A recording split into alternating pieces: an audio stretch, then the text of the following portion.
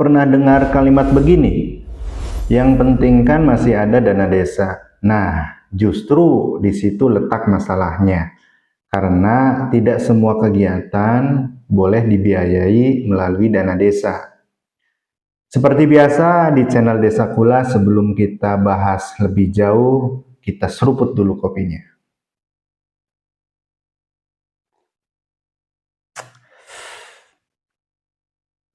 Biar bahas aturan tetap santai, tidak salah paham, dan tidak salah langkah. Dana desa itu dana transfer dari APBN yang langsung ditransfer ke rekening desa. Nah, jadi dana desa itu tidak bisa sembarangan penggunaannya dilakukan semuanya oleh pemerintah desa. Jadi, sehubungan dana desa ini merupakan dana transfer dari APBN, tentunya ada aturan-aturan yang mengaturnya. Jadi kalau berbicaranya dana desa, itu nanti Kementerian Desa PDT di tahun 2025 mengeluarkan Permendes nomor 16 tahun 2025, yaitu tentang fokus penggunaan dana desa untuk tahun anggaran 2026.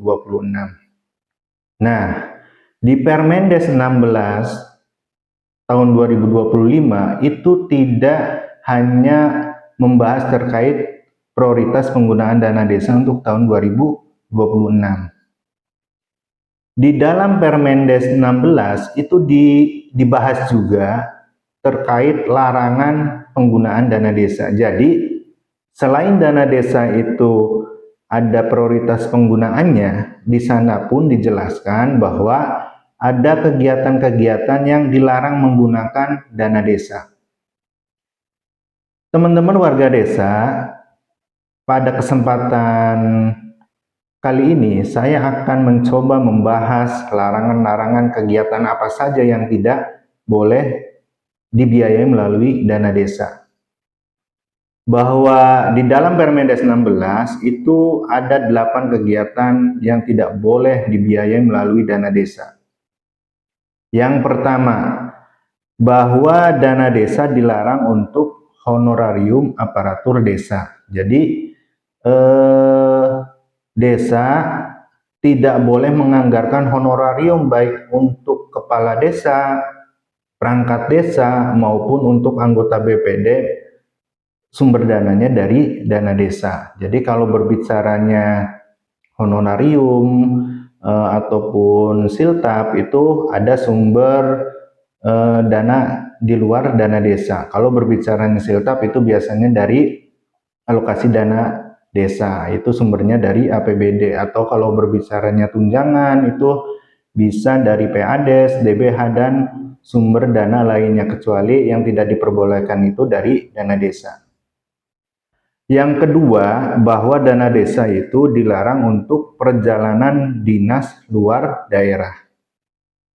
Sebetulnya dana desa itu diperbolehkan untuk perjalanan dinas, bahwa di prioritas penggunaan dana desa itu ada kegiatan operasional pemerintah desa 3% dari pagu anggaran. Nah, di dalam kegiatan operasional pemerintah desa yang 3%, itu salah satu penggunaannya diperbolehkan untuk biaya perjalanan dinas. Namun di dalam Permendes 16 itu dipertegas bahwa ada larangan perjalanan dinas itu hanya diperbolehkan untuk lingkupnya satu kabupaten. Jadi kalau perjalanan dinas di luar kabupaten itu tidak boleh ngambil dari dana desa.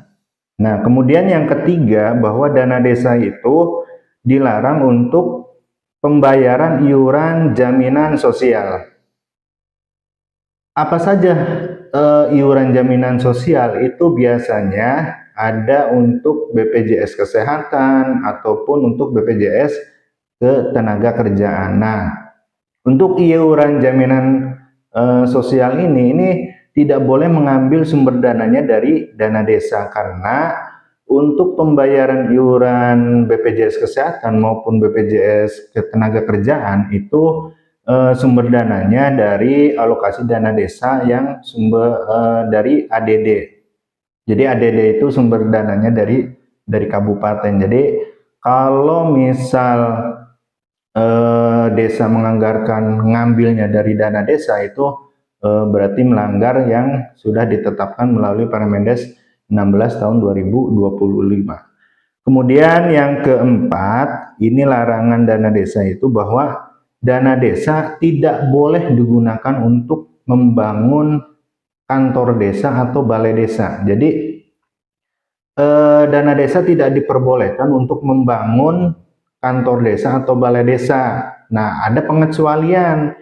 Kecuali itu digunakan hanya untuk sifatnya rehabilitasi yang sifatnya ringan. Itu maksimal anggarannya pun dibatasi maksimal 25 juta. Jadi kalau misal ada desa yang membangun kantor desa atau balai desa menggunakan dana desa, terus anggarannya melebihi 25 juta, itu sudah melanggar aturan yang sudah ditetapkan melalui Permendes nomor 16. Kemudian ada yang kelima larangan, yaitu bahwa dana desa tidak diperbolehkan untuk BIMTEK aparatur desa. Jadi kalau kegiatan BIMTEK seperti BIMTEK untuk kepala desa, BIMTEK untuk perangkat desa, ataupun BIMTEK untuk anggota BPD, itu ada penegasan tidak boleh menggunakan dana desa. Jadi kalau berbicaranya dana desa itu sebetulnya dana desa itu outputnya untuk masyarakat desa. Jadi bukan untuk aparatur desa. Kalau kita berbicara untuk aparatur desa itu sebetulnya kan ada kementerian yang berwenang. Jadi kalau berbicara untuk peningkatan kapasitas itu ada Kementerian Dalam Negeri. Mungkin di zaman digital seperti ini untuk peningkatan kapasitas baik itu kepala desa, perangkat desa ataupun BPD, banyak channel-channel baik di YouTube atau pembelajaran online yang menyediakan materi-materi terkait peningkatan kapasitas aparatur desa. Kemudian larangan yang keenam bahwa dana desa itu dilarang untuk kegiatan BIMTEK yang kegiatannya itu di luar kabupaten. Jadi kalau misal desa menganggarkan kegiatan BIMTEK yang outputnya untuk masyarakat desa, misal BIMTEK untuk kelompok tani, nah itu diperbolehkan karena outputnya berarti kan masyarakat atau kelompok tani. Nah, ada penekanan bahwa BIMTEK-nya itu jangan sampai kegiatannya itu dilakukan di luar kabupaten, jadi harus di dalam kabupaten. Kemudian ada larangan yang selanjutnya, yaitu yang ketujuh, membayar kewajiban tahun sebelumnya. Nah, teman-teman warga desa, mungkin teman-teman di akhir tahun 2025 itu kalau kita pantau di media sosial, itu Kementerian Keuangan mengeluarkan PMK nomor 81 tahun 2025 terkait efisiensi atau bagi desa-desa yang belum mencairkan dana desa tahap 2, ternyata itu kan sebagian dananya ditarik oleh pemerintah pusat.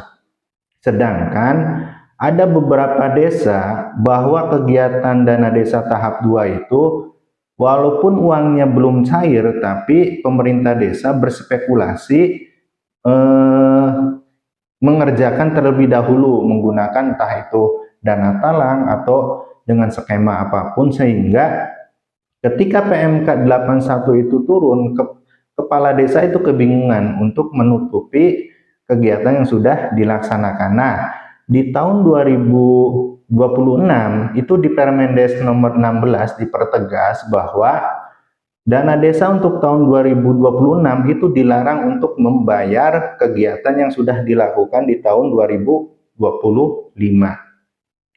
Kemudian yang terakhir yaitu larangan dana desa itu terkait untuk bantuan hukum yang sifatnya pribadi. Jadi dana desa itu tidak diperbolehkan untuk bantuan hukum, baik itu untuk kepala desa, untuk perangkat desa, BPD maupun warganya yang sifatnya pribadi.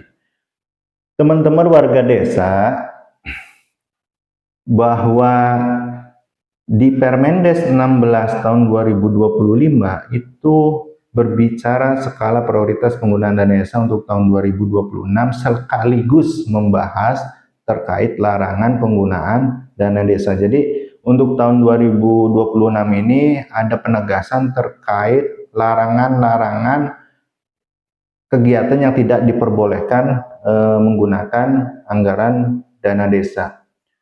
Teman-teman warga desa, kalau misal informasi yang saya sampaikan terkait larangan penggunaan dana desa ini bermanfaat untuk teman-teman warga desa, jangan lupa untuk like, share, dan subscribe.